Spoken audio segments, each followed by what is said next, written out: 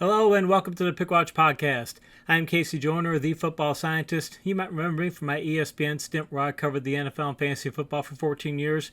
I'm now on the independent path via my website, CaseyJoyner.com, and I'm also covering weekly pick'em picks for the Pickwatch crew.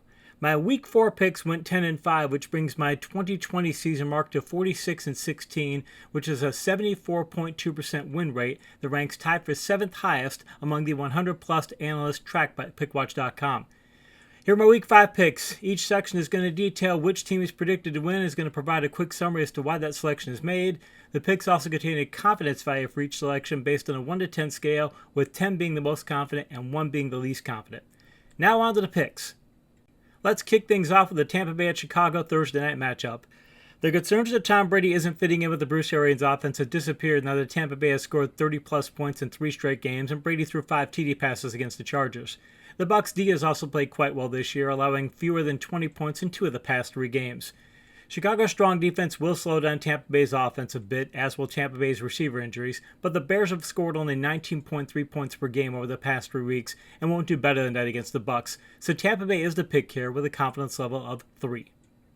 Next up is Carolina at Atlanta. Atlanta's defense has been abysmal this year, as the Falcons have now allowed 30 or more points in every contest. Their offense used to be able to keep up and turn these games into shootouts, but injuries to Julio Jones and Calvin Ridley are a big part of why Atlanta has posted fewer than 300 net passing yards in 3 straight games. Mike Davis has helped the Panthers so much that they almost don't miss Christian McCaffrey, and Carolina's defense has shown vast improvement over the past 2 weeks. Add these trends together, and it equals a fairly solid pick for Carolina with a confidence level of 5. Now let's go to the AFC North and take a look at Cincinnati at Baltimore. Joe Burrow has the inside track for Offensive Rookie of the Year, as he helped lead the Bengals to a 500-yard offensive showing last week in only his 4th NFL start. As impressive as Burrow and the Cincinnati offense has been, Baltimore's power rushing attack should dominate a Bengals defense that has allowed 150-plus rushing yards in 3 of the last 4 games. Merge those factors with Lamar Jackson's passing ability, a Ravens defense allowing fewer than 60 yards per game to opposing running backs over the past 3 weeks, and this being a home contest for Baltimore, and it lands this pick in the Ravens column with a confidence level of 6. Now let's head to the AFC South and look at Jacksonville at Houston. The metrics strongly lean towards Jacksonville in this contest. Houston has allowed 162 yards per game to opposing running backs this year, and has the worst defensive expected points added mark in the league. Their offenses have fared much better, as the Texans have yet to score more than 23 points in a single game. Those elements would normally lead to Jacksonville being a comfortable pick, but it's always tough to tell how a club will react when its head coach is fired in midseason. The change could cause Houston to play closer to its talent level, so the pick is Jacksonville, but with a low confidence level of 2. Now let's go to the AFC West matchup of Las Vegas at Kansas City. The Raiders' offense has held its own yardage-wise this year, as the Silver and Black has posted 370 more offensive yards in every contest. That pace has helped Las Vegas rank 10th in points per game despite facing quality defenses in every matchup. That might have led to more wins had the Raiders now posted 6 turnovers in the past 3 weeks and ranking 27th in defensive expected points added for the season. Those are not good trends headed into a matchup at Kansas City where the Raiders haven't won since 2012, so this pick goes in the Chiefs' direction by a very strong margin with a confidence level of 8. This is an interesting matchup. Arizona at the New York Jets. What in the world happened to the Cardinals? Arizona regressed badly after starting off the year on such a high note. Last week they posted their lowest offensive yards total since Week 13 of last season. Their defense has also been atrocious, as that platoon allowed 766 offensive yards and 52 first downs in the past 2 weeks. That might be a big problem if the Jets were at full strength, but Joe Flacco is likely to start in place of Sam Darnold, meaning that a New York offense that already ranks last in the league in offensive expected points added could be even worse. That factor is strong enough to push this game into the Cardinals column with a confidence level of 5. This should be an interesting in-state battle. Philadelphia at Pittsburgh. Doug Peterson deserves a ton of credit for last week's win over the 49ers. The Eagles probably only had a couple of potential paths to victory, and Peterson put together a game plan that exploited San Francisco's injury weaknesses and led his team down one of those paths. The problem this week is Pittsburgh is coming off of an unexpected bye week and is fully healthy. The Steelers also have the best defense in the league, and Ben Roethlisberger has returned to his 2018 form. It's too much to ask the Eagles to pull off a second straight upset under these circumstances, so the Steelers are the pick with a strong confidence level of 8. Picture getting 101 odds on one of the highest confidence level picks of the week. You'd have to be crazy not to take those odds, right? Well, that's exactly what you can get in the DraftKings Sportsbook's introductory 101 odds promotion. Just click on the link below to sign up, make a minimum $5 deposit, Pick which Week 5 game you want to apply the 100 to 1 odds to, and if you pick the winning team, you could turn a $1 wager into $100. Now let's take a look at the Los Angeles Rams at Washington. The Rams' offense has seen its share of problems this year. LA tallied a meager 15 first downs, 58 rushing yards, and 240 total offensive yards last week against the Giants. The Rams have also had at least one turnover in every game this year and just can't seem to find a running back to focus this offense around. Those issues all pale in comparison to Washington's problems, as the football team has allowed 30-plus points in 3 straight games, in part because their offense has committed 8 turnovers in that span. Having the second longest road trip of the week does lower the Rams' confidence level, but it still ends up very strong in their direction with a confidence level of 7. How great would it be if you could get 100 to 1 odds on a highly favorable matchup like this one? It might sound too good to be true, but it actually isn't for those who take part in the DraftKings Sportsbook's amazing introductory 100 to 1 odds promotion.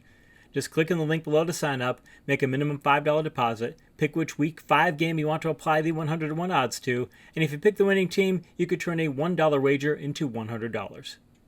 Next up is a cross-country battle of Miami at San Francisco. Ryan Fitzpatrick has a well-deserved reputation for being a hit-or-miss quarterback. When he is in Fitzmagic mode, he is capable of keeping up in any shootout contest. When Fitzpatrick loses that magic touch, however, his risk-taking ways usually get him benched in a hurry. Keep that in mind when noting that Miami head coach Brian Flores nearly benched Fitzpatrick this week for a rookie quarterback returning from a serious hip injury.